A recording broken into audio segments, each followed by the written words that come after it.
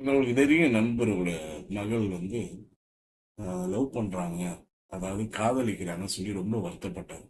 இதனால கடந்த ஒரு வாரமா அவங்க வீட்டுல பல பிரச்சனைகள் வந்துட்டே இருக்காங்க. அதாவது அந்த பெண் காதலிக்கிறது அவங்க அப்பாவால ஏத்துக்க முடியலாமோ அவங்க அம்மாவால ஏத்துக்கவே முடியல.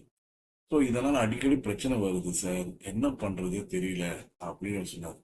இதே ஆம்பளை பையனா அவர் சொன்ன ஒரு விஷயம் என்னன்னா, இதே ஆம்பளை பையனா இருந்தா என் பொண்டாட்டி என்ன சொல்றா, லவ் பண்ணலாம், பொம்பளை பொண்ணுக்கு எதுக்கு லவ்னு கேட்கறா அப்படின்னு சொன்னார். ஸோ அந்த இடத்துலதான் எனக்கு ஒரு சின்ன கருத்து வேறுபாடு இருந்தது. என்னன்னா, காதல் பண்றது தப்பே இல்லை, ஆனா ஆம்பளை தான் பண்ணணும், பொம்பளை பண்ணக்கூடாதுன்னு ஒரு சட்டம் இல்லை.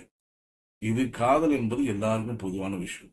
என்ன ஒரே ஒரு விஷயம் நம்ம பார்க்கணும்னா, இந்த காலத்துல லவ் பண்ணாத யாரும் இருக்க முடியாதுன்றதுல அதை சந்தர்ப்பத்தை தவிர்க்க முடியாது. ஏன்னா லவ்ன்றது ஒரு புனிதமான விஷயம். ஆனா அந்த லவ் யாரை பண்றோன்றது தான் முக்கியம்.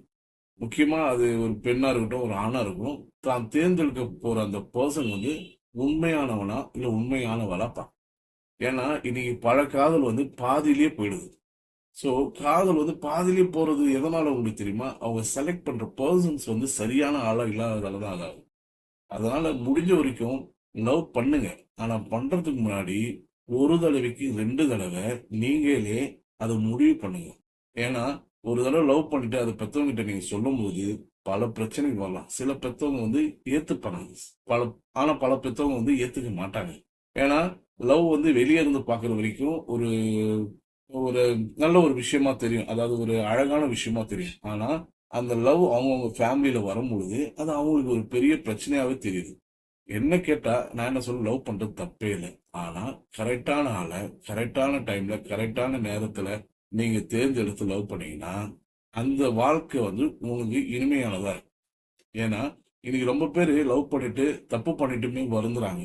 ஆனா லவ் பண்ணும் போதே நீங்க கரெக்டான பர்சனை செலக்ட் பண்ணி, இந்த பர்சன் நம்ம கடைசி வரைக்கும் நம்ம நம்பிக்கைக்குரிய ஆளா இருப்பானா, நம்மளை காப்பாத்துவானா, இல்ல நம்ம கூடயே இருந்து நம்ம கூடயே ஒரு லைஃப சந்தோஷமா வாழ்வானா அப்படின்னு சொல்லி ஒரு ஆணும் பெண்ணும் நினைச்சு லவ் பண்ணாவே போதும்.